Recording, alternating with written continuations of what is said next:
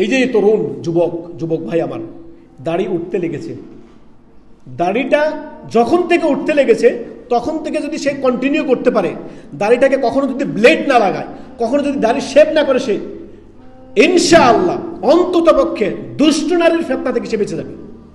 আল্লাহ তাআলা তাকে রক্ষা করবেন। দাড়ি রাখা সুন্নত শুধু নয়, কয়েকটি আদেশ নবী সাল্লাল্লাহু আলাইহি ওয়াসাল্লামের আছে। তিনি নিজে নবী সাল্লাল্লাহু আলাইহি ওয়াসাল্লাম দাড়ি রেখেছেন, দাড়ি রাখতে বলেছেন, ইহুদিদের বিরুদ্ধাচরণ করতে বলেছেন। কতগুলো কথা।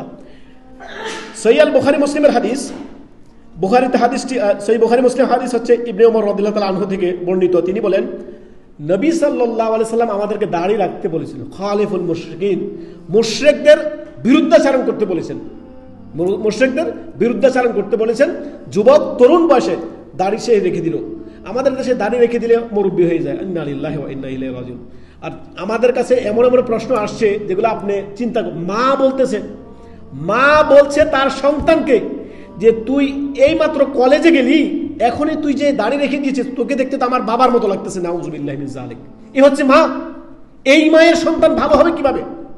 আল্লাহর বরকতে আল্লাহ তাকে হেদায়েত করেছেন। আলেমদের আলোচনা শুনে ছেলে হেদায়েত পেয়ে গেছে, হয়ে গেছে, আলহামদুলিল্লাহ। মা বলতেছে ছেলের দিন পালনে বাধা বাবা মা। আল্লাহু আকবার। মেয়ের দিন